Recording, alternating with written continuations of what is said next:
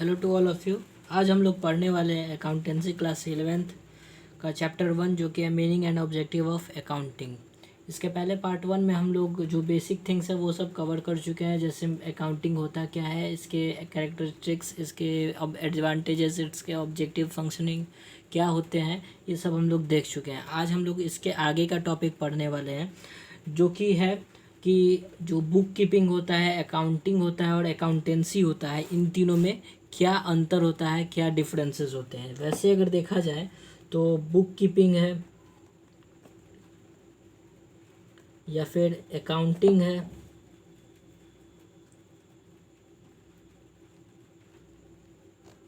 या फिर अकाउंटेंसी है, ये तीनों के तीनों वर्ड्स जो होते हैं वो देखने सुनने में बिल्कुल सिमिलर लगते हैं, एक जैसे लगते हैं, और ऐसा लगता है कि इनका जो फंक्शनिंग होगा, इसमें जो काम किया जाता है वो भी क्या होंगे, इक्वल हो, एक बराबर होंगे, सेम होंगे। बट जब हम लोग डीपली इसको हम लोग एनालाइज करेंगे तब हम लोग को पता चलेगा कि तीनों एक दूसरे से काफ़ी ज़्यादा अलग हैं और एक दूसरे के पार्ट ये तीनों होते हैं। सबसे पहले अगर हम लोग बुक कीपिंग का बात करें तो बुक कीपिंग जो होता है ये फर्स्ट स्टेज होता है। बुक कीपिंग का जो प्रोसेस होता है ये फर्स्ट स्टेज होता है, ठीक है। It is the first stage. ये फर्स्ट स्टेज होता है जिसमें हम लोग क्या करते हैं, कोई भी ट्रांजैक्शन को आइडेंटिफाई करते हैं, उसको रिकॉर्ड करते हैं और उसको क्लासिफाई करते हैं। तो ये क्या होता है, एक फर्स्ट स्टेज होता है जिसमें इन विच हम लोग क्या करते हैं, वी आइडेंटिफाई द ट्रांजैक्शंस। चूँकि हम लोग जब कैरेक्टरिस्टिक्स पढ़ रहे थे तो उसी में हम लोग क्लियर कर चुके थे कि जितने भी मॉनिटरी ट्रांजैक्शंस होते हैं, जो भी फाइनेंशियल ट्रांजैक्शंस होते हैं, केवल उसी को हम लोग अकाउंटिंग में एंटर करते हैं, उसी में हम लोग केवल उसी को हम लोग अकाउंट में एंट्री देते हैं। बाकी जितने भी ट्रांजैक्शंस होते हैं उसको एंट्री नहीं दिया जाता है, जो कि फाइनेंशियल नहीं हो, मॉनिटरी नहीं हो। तो बुक कीपिंग जो स्टार्ट होता है वो जो होता है वो फर्स्ट स्टेज होता है, जिसमें हम लोग सबसे पहले आइडेंटिफाई करते हैं ट्रांजैक्शंस को। After that we record them and classify them। तो बेसिकली जो बुक कीपिंग हो गया, ये फर्स्ट जो 3 काम होता है अकाउंटिंग के अंदर, उसके लिए यूज किया जाता है, ठीक है। यानी कह सकते हैं अकाउंटिंग का एक सब पार्ट है बुक कीपिंग, जिसमें 3 मेन काम्स किए जाते हैं। पहला होता है आइडेंटिफिकेशन ऑफ द ट्रांजेक्शन्स, दूसरा होता है रिकॉर्डिंग और थर्ड होता है क्लासिफिकेशन, ठीक है। तो बेसिकली बुक कीपिंग जो होता है वो इतना ही होता है, ठीक है। ये ज़्यादा बड़ा कॉन्सेप्ट नहीं होता है, ज़्यादा इसमें वाइड स्कोप नहीं होता है, ठीक है। इसमें नैरो स्किल चाहिए होता है, ज़्यादा आपको स्किल भी नहीं चाहिए, ठीक है। और इसमें नैरो स्कोप भी होता है, ठीक है। तो अगर इस पर हम लोग फर्दर कुछ पॉइंट्स लिखना चाहें तो ये तो फर्स्ट स्टेज होता ही है, साथ में इसमें लिमिटेड नॉलेज चाहिए फिर तो भी इसमें काम किया जा सकता है, ठीक है। इट कैन बी परफॉर्म्ड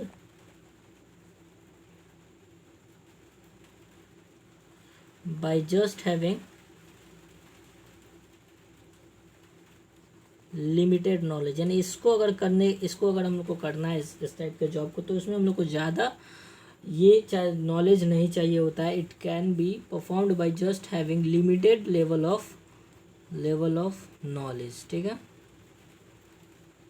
हालांकि फर्दर जब हम लोग अकाउंटिंग पे चलेंगे तो उसमें एडवांस नॉलेज चाहिए होता है, क्योंकि इसमें फर्दर काम किए जाते हैं। रिकॉर्डिंग एनालाइजिंग के बाद समराइजिंग और फिर एनालाइजिंग का जो काम होता है वो इससे ज़्यादा इम्पॉर्टेंट होता है इसमें। तो उसमें जो होता है लिमिटेड लेवल ऑफ नॉलेज नहीं चाहिए, उसमें एडवांस नॉलेज चाहिए ताकि अच्छे से उस काम को किया जा सके। फर्दर अगर हम लोग इसमें देखेंगे तो इसमें हम लोग देखेंगे कि ये रूटीन जॉब होता है, ठीक है। आपको डेली बिजनेस में आना है, वहाँ पे रिकॉर्डिंग करना है, वहाँ पे आइडेंटिफिकेशन करना है ट्रांजैक्शंस को, फिर उसको रिकॉर्ड करना है और फिर क्लासिफाई करना है। तो ये जो होता है it is a routine work, जिसमें आपको डेली काम करना होता है, ठीक है, रूटीन वर्क। हालांकि जब हम लोग अकाउंटिंग देखेंगे तो वो जो होता है वो रूटीन वर्क नहीं होता है, वो वंस इन अ मंथ, यानी कह सकते हैं एंड ऑफ द मंथ हम लोग वो काम करते हैं, जिसमें हम उसको जो भी क्लासिफाइड अकाउंट्स होते हैं उसको समराइज करते हैं, फिर उसको एनालाइज करके फर्दर उस पर काम करते हैं। तो बेसिकली अगर बुक कीपिंग के बारे में देखेंगे तो ये क्या है, आइडेंटिफिकेशन ऑफ द ट्रांजेक्शन है, फिर रिकॉर्डिंग है और फिर क्लासीफाइंग है, ठीक है। और ये लिमिटेड लेवल ऑफ नॉलेज से भी किया जा सकता है, ठीक है, और ये रूटीन वर्क होता है। इसके बाद अगर हम लोग चलेंगे अकाउंटिंग पर, तो अकाउंटिंग जो होता है वो एडवांस्ड फॉर्म होता है, फिर कह सकते हैं एक्सटेंडेड फॉर्म होता है बुक कीपिंग का, ठीक है। It is the second stage where book keeping ends, यानी जहाँ से बुक कीपिंग एंड करता है वहीं से जो अकाउंटिंग का प्रोसेस होता है, जो स्टेज होता है वो शुरू होता है, जिसमें हम क्या करते हैं, इन विच, जिसमें हम समराइज करते हैं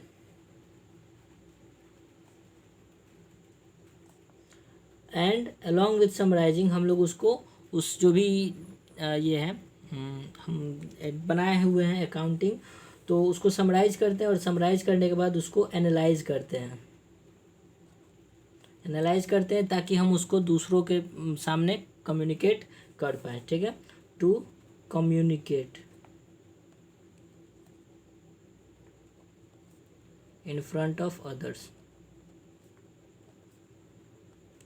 ठीक है। तो अगर हम लोग अकाउंटिंग को देखेंगे तो ये सेकेंड स्टेज होता है, जहाँ पे बुक कीपिंग एंड होता है वहीं पे अकाउंटिंग स्टार्ट होता है, और इसमें हम लोग फर्दर जो काम होते हैं वो होता है समराइजिंग का, एनालाइजिंग का और कम्युनिकेशन का, तो उसको हम लोग अकाउंटिंग के अंदर करते हैं। ये क्या होता है, इसको हम लोग को स्पेसिफाइड, यानी हम लोग को एनालिटिकल स्किल्स चाहिए होगा, ठीक है। एनालिटिकल स्किल्स कहने का मतलब कि उसको कैसे हम एनालाइज करेंगे और कैसे उसको हम दूसरों को बता सकते हैं, तो ऐसा स्किल, इसमें डेवलप्ड स्किल, एडवांस्ड स्किल चाहिए होता है as compare to book keeping, ठीक है।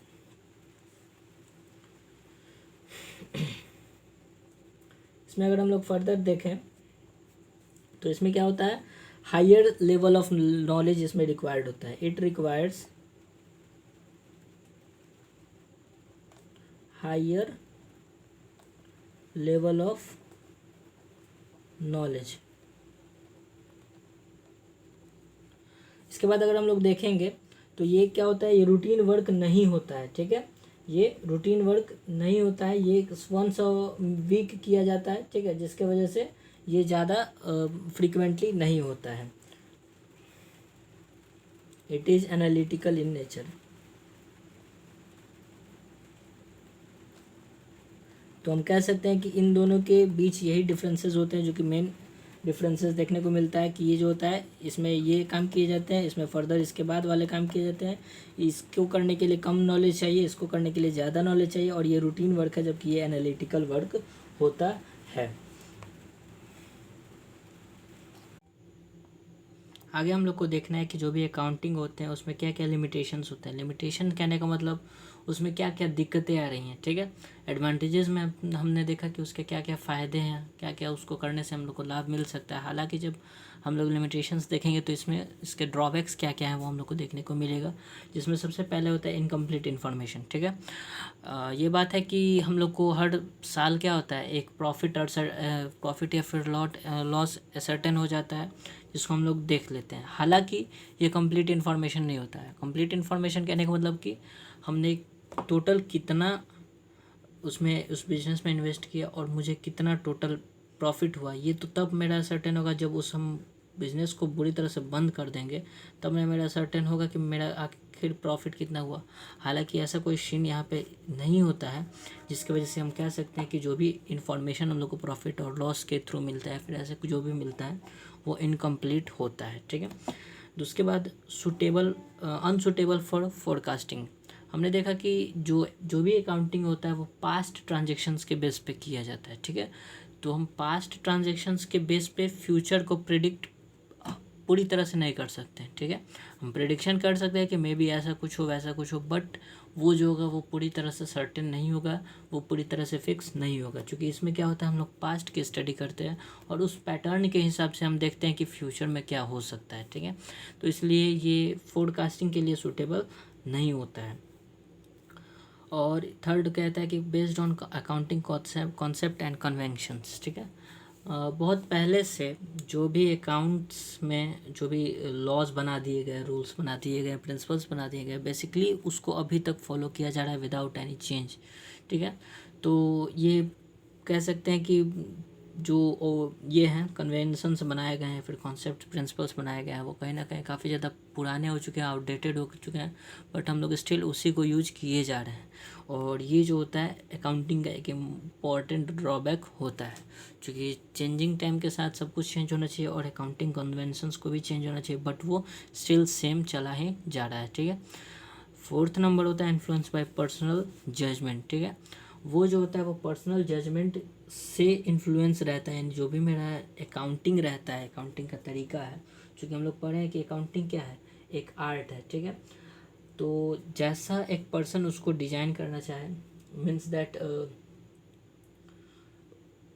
वो उसको कैसे ये करता है, इंटरप्रेट करता है, ये उसके ऊपर डिपेंड कर रहा है। और इसके वजह से वो जैसे उसको इंटरप्रेट करेगा वैसे उसका वैल्यू निकालेगा, और ऐसे में डिफरेंट डिफरेंट चीज़ें देखने को मिल सकती है। इस वजह से जो अकाउंटिंग होता है वो पर्सनल जजमेंट से काफ़ी ज़्यादा इन्फ्लुएंस होता है। और लास्ट होता है क्वालिटेटिव इन्फॉर्मेशन का इसमें कमी होता है, ठीक है। अभी तक हम लोग जितना देखें तो अकाउंटिंग क्या होता है, अकाउंटिंग मॉनिटरी ट्रांजेक्शन पे बेस्ड होता है, यानी मॉनिटरी कहने का मतलब कि ये क्वालिटेटिव को बता रहा है, क्वांटिटेटिव को, यानी इसमें केवल पैसे का लेन देन हो रहा है, क्वालिटी का इसमें बात ही नहीं हो रहा है। क्वालिटी कहने का मतलब कि बिजनेस में जो भी पीपल्स हैं उनके बीच में क्वालिटी कैसा है, मतलब कि रिलेशनशिप कैसा है, तो इन सब चीज़ को वो नहीं बता पाता है। तो यही जो होता है लैक ऑफ क्वालिटेटिव इन्फॉर्मेशन में एंटर होता है, क्योंकि हम लोग क्या एसर्टेन करते हैं, केवल जो उसमें प्रॉफिट लॉस है, बिजनेस कैसा अच्छा कर रहा है, ये हम लोग देख पाते हैं। बट पोजीशन क्या, मतलब कि इंटरनल पोजीशन क्या है, कंट्रोलिंग कैसा है, ये हम लोग इसके थ्रू नहीं देख सकते हैं, अकाउंटिंग के थ्रू नहीं देख सकते हैं। इसके बाद हम लोग देखते हैं कि क्वालिटेटिव कैरेक्टरिस्टिक ऑफ अकाउंटिंग क्या होता है। ये दोनों चीज़ सिमिलर नहीं है। ये क्या बता रहा है कि अकाउंटिंग जो होता है उसमें हम लोग क्वालिटी नहीं देख सकते, क्वालिटी इन द सेंस कि जो बिजनेस के अंदर जो भी कंट्रोलिंग वगैरह उसको नहीं देख सकते। और यहाँ पे जो ये टॉपिक है क्वालिटेटिव कैरेक्टरिस्टिक ऑफ अकाउंटिंग, इसमें ये बताया जा रहा है कि जो भी अकाउंटिंग हम लोग करते हैं तो उसके क्वालिटेटिव कैरेक्टरिस्टिक क्या है, मतलब कि उसके क्या क्या गुण हो सकते हैं, ठीक है। दोनों टॉपिक एक दूसरे से काफ़ी ज़्यादा अलग हैं। तो सबसे पहले इसमें रिलायबिलिटी आता है। रिलायबिलिटी कहने का मतलब भरोसा, ठीक है। हम लोग को ये ध्यान देना चाहिए कि जो भी हम लोग ये करते हैं, अकाउंटिंग बनाते हैं, तो जो ये उसको वो कहीं ना कहीं सोर्स से ये किया जाता है, किसी न किसी सोर्स के थ्रू बनाया जाता है। जैसे जो भी अकाउंटिंग का प्रोसेस स्टार्ट होता है, जैसे जर्नल से स्टार्ट होता है, जर्नल से जो अकाउंटिंग का प्रोसेस होता है वो स्टार्ट होता है। लेकिन अगर हम लोग ध्यान दें तो ये जर्नल किसी ना किसी चीज़ के बेसिस पे बनाया जाता है, ठीक है। तो हमको ये रिलायबल होना चाहिए, ये जो सोर्स है वो मेरा रिलायबल होना चाहिए, तभी क्या होगा, मेरा जो अकाउंटिंग होगा वो परफेक्ट हो पाएगा। तो ये फर्स्ट एस्पेक्ट होता है, फर्स्ट कैरेक्टरिस्टिक होता है क्वालिटेटिव कैरेक्टरिस्टिक अकाउंटिंग का, कि जो भी हम लोग उसमें डाटा वगैरह यूज करेंगे वो कैसा होना चाहिए, रिलायबल होना चाहिए, जिस पे हम लोग भरोसा कर सके। और तभी जाके क्या होगा, वो जो अकाउंटिंग का रिजल्ट आएगा वो भी भरोसे लायक होगा। दूसरा होता है रेलेवेंस, ठीक है। जो भी उसमें हम लोग यूज करेंगे, जो भी हम लोग सोर्सेज यूज करेंगे वो क्या होने चाहिए, रेलेवेंट होने चाहिए, ठीक है। रेलेवेंट कहने का मतलब कि जैसा मेरा प्रोसेस है उसी के अकॉर्डिंग के डाटा चाहिए। ऐसा नहीं कि हम किसी और चीज़ का अकाउंटिंग कर रहे हैं और कोई चीज़ डिफरेंट चीज़ का हमको डाटा ला के दे दिया गया। तो इससे इसमें क्या होता है कि रेलेवेंट डाटा सोर्सेज ही हमको चाहिए होते हैं, ताकि हम उसको अच्छे तरीके से कैलकुलेट कर पाएँ या फिर असर्टेन कर पाएँ। अंडरस्टैंडेबिलिटी होता है। अंडरस्टैंडेबिलिटी कहने का मतलब कि इस तरह से लोगों के बीच में उसको रिप्रेजेंट करना चाहिए अकाउंटिंग को, चूँकि अकाउंटिंग का जो प्रोसेस होता है वो कहाँ पे एंड होता है, कम्युनिकेटिंग पे। तो इस तरह से उसको ये करना चाहिए, हम लोग को प्रेजेंट करना चाहिए कि वो दूसरे उससे कुछ गेन कर पाएँ, उससे कुछ समझ पाएँ। तो ये तीसरा एस्पेक्ट होता है अकाउंटिंग का, जिसमें हम लोग ये ध्यान देते हैं कि हम लोग जो भी रिप्रेजेंटेशन कर रहे हैं वो परफेक्ट होना चाहिए ताकि ज़्यादा से ज़्यादा लोग उसको समझ पाए।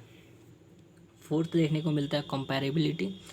कंपैरेबिलिटी में ये है कि जैसे जो भी पीपल्स हैं वो जब हमारे बातों को, हमारे प्रेजेंटेशंस को समझेंगे तो वो फिर इतने कैपेबल होने चाहिए, मतलब कि हम इस तरह से उनको समझाएं कि वो कैपेबल हो जाएं कंपेयर करने के बीच में, कि हमारा ही अगर पोजीशन देखें तो पिछले साल मेरा क्या पोजीशन था, इस साल मेरा क्या पोजीशन है, इसी चीज़ कुछ को अगर हम कंपेयर करने का जो बात होता है ये कंपेरेबिलिटी में आता है।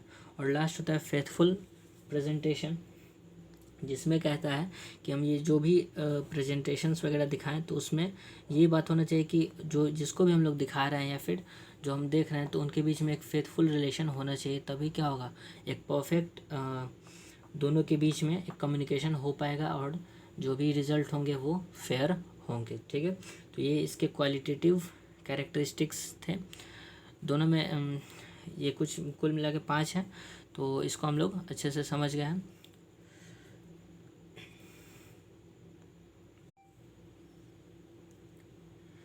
फर्दर अगर हम लोग देखेंगे अकाउंटेंसी के बारे में तो हम लोग को देखने के मिलेगा कि अकाउंटेंसी जो होता है वो बॉडी ऑफ नॉलेज होता है। ठीक है, यानी कि जैसे अभी हम लोग देख रहे थे अकाउंटिंग और बुक कीपिंग के बारे में, उसके अंतर के बारे में, तो उसमें हम लोग ने देखा जैसे बुक कीपिंग जो होता है उसमें क्या होता है कि इसमें केवल रिकॉर्डिंग होता है, आइडेंटिफाइंग होता है और क्लासीफाइंग होता है। फर्दर जब हम लोग आगे बढ़ते हैं तो उसमें समराइजिंग, एनालाइजिंग, ये सब प्रोसेस होता है। ठीक है, तो ये सब का सब जो प्रोसेस है वो जिस प्रोसेस के अंदर में आता है या फिर जिस सब्जेक्ट के अंदर में आता है उसको हम लोग अकाउंटेंसी कहते हैं। तो कह सकते हैं कि ये क्या होता है, एक बॉडी ऑफ नॉलेज होता है जो कि रूल्स एंड प्रिंसिपल्स बताता है। हम लोग जैसे कैरेक्टरिस्टिक्स पढ़े थे अकाउंटिंग का, तो उसमें सबसे पहले हम लोग यही बताए थे कि अकाउंटिंग जो होता है वो साइंस होता है। साइंस क्या होता है कि किसी भी चीज़, कोई भी चीज़ होता है तो उसके पीछे कोई ना कोई प्रिंसिपल्स लगे हुए होते हैं, तो same as science accounting with science होता है।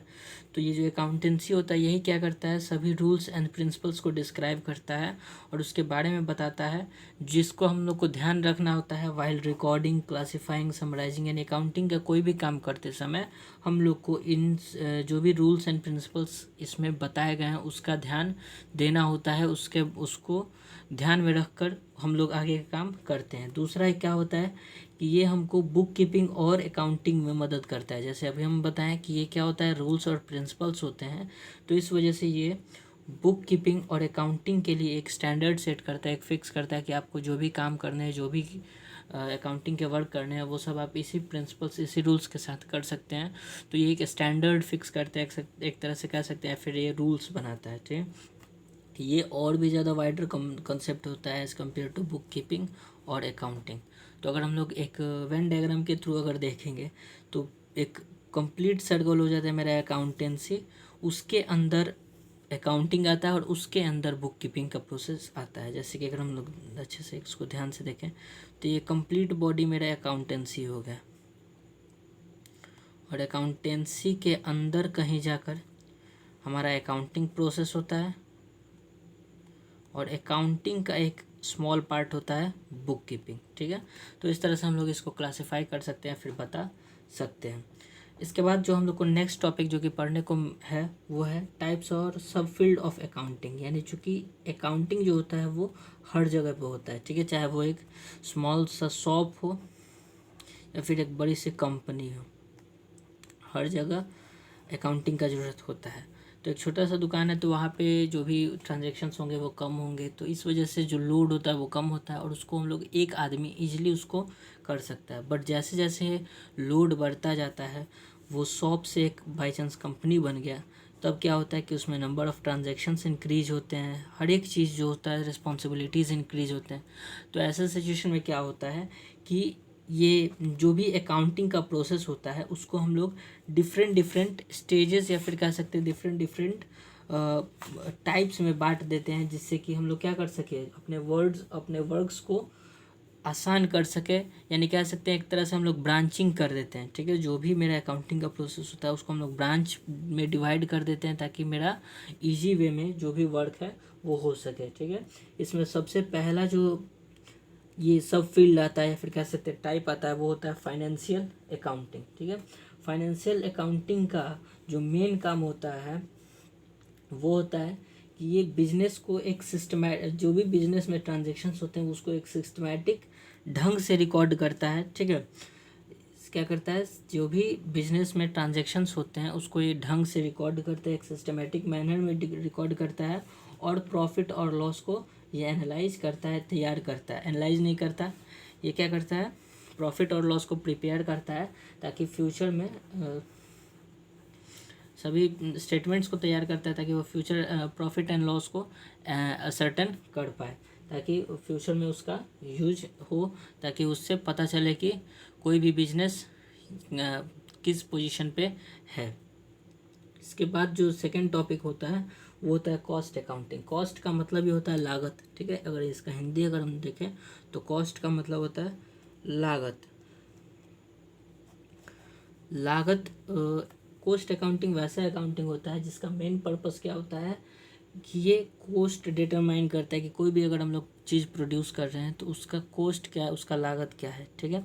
उसमें कितने इनपुट्स लग रहे हैं, उसमें कितना इलेक्ट्रिसिटी लग रहा है, और होल टोटल उसका जो अमाउंट हो रहा है, जो खर्च हो रहा है वो कितना हो रहा है, इस चीज़ को निकालने का काम कॉस्ट अकाउंटिंग का होता है। इसके बाद जो थर्ड हम लोग का ये आता है टाइप ऑफ अकाउंटिंग आता है वो होता है मैनेजमेंट अकाउंटिंग, ठीक है। मैनेजमेंट अकाउंटिंग ये जो होता है इसका मेन काम होता है कि ये मैनेजमेंट को असिस्ट करे, हेल्प करे उसको वर्क करने में, काम करने में। चूँकि हम लोग जब अकाउंटिंग का फंक्शन देख रहे थे तो उसमें एक इम्पॉर्टेंट फंक्शन यह था कि ये मैनेजमेंट को डिसीजन मेकिंग में काफ़ी ज़्यादा मदद करता है। चूँकि हम लोग जैसे जैसे अपना ये बनाते हैं, अकाउंटिंग बनाते हैं, उससे हमको क्लियर होता है कि हम लोग को किस चीज़ों पे ध्यान देना और किस चीज़ पे ध्यान नहीं दे सकते। तो मैनेजमेंट अकाउंटिंग में जो भी ये वैसा अकाउंटिंग होता है, फिर ब्रांच ऑफ अकाउंटिंग होता है जिसमें हम लोग क्या करते हैं, मैनेजमेंट के ऊपर ध्यान देते हैं या फिर उसको असिस्ट करने का काम करते हैं। जैसे प्लानिंग हो गया, ऑर्गेनाइजिंग हो गया, स्टाफिंग हो गया, सब जो भी वर्क होते हैं किसी भी मैनेजमेंट के अंदर तो उसको कंट्रोल करने का, उसको हेल्प करने का काम मैनेजमेंट अकाउंटिंग का होता है। और लास्ट होता है टैक्स अकाउंटिंग। हम लोग जानते हैं कि कोई भी ऑर्गेनिज्म है, ऑर्गेनाइजेशन है, तो उसको कुछ ना कुछ टैक्स पे करना पड़ता है, ठीक है। गवर्नमेंट को, चाहे वो सेंट्रल गवर्नमेंट हो या फिर स्टेट गवर्नमेंट हो, उसको कुछ ना कुछ अपने तरफ से टैक्स प्रोवाइड करना पड़ता है, ठीक है। तो उसको कितना टैक्स प्रोवाइड करना है, कैसे उसका टैक्स को बचाया जा सकता है, ठीक है, ये सब जिस ब्रांच में स्टडी किया जाता है अकाउंटिंग के, उसको हम लोग टैक्स अकाउंटिंग का नाम देते हैं, ठीक है। तो एक बार फिर से हम लोग देख लेते हैं सभी को। सबसे पहले फाइनेंशियल अकाउंटिंग है, तो ये मेन अकाउंटिंग ब्रांच होता है जिसमें सभी ट्रांजेक्शन्स को रिकॉर्ड किए जाते हैं, और इसके अलावा सभी ट्रांजेक्शन्स को रिकॉर्ड करके उसको एक सिस्टमेटिक मैनर में रखा जाता है ताकि उससे प्रॉफिट और लॉस को असर्टेन कर पाया जाए। इसके बाद जो सेकंड आता है वो होता है कॉस्ट अकाउंटिंग, जिसमें हम लोग बेसिकली क्या करते हैं कि जो भी उसका लागत होता है, लागत मूल्य को निकालते हैं। तो ये बड़े ऑर्गेनाइजेशन में बड़े स्केल पे होता है, तो ये इसका इंपॉर्टेंस भी बहुत ज़्यादा बढ़ जाता है। तीसरा होता है मैनेजमेंट अकाउंटिंग, जिसका मेन काम होता है कि ये मैनेजमेंट को असिस्ट करने का काम करता है, यानी उसको मदद करने का काम करता है। उसके जो भी फंक्शंस होते हैं लाइक प्लानिंग में, ऑर्गेनाइजिंग में, स्टाफिंग में, तो इन सब में वो कहीं ना कहीं उसको मदद करता है। और लास्ट होता है हमारा टैक्स अकाउंटिंग, जो कि असर्टेन करता है what amount of tax is to be paid by the organisation to the government. तो ये कुछ टाइप्स ऑफ सब फील्ड या फिर कुछ टाइप्स के अकाउंटिंग होते हैं।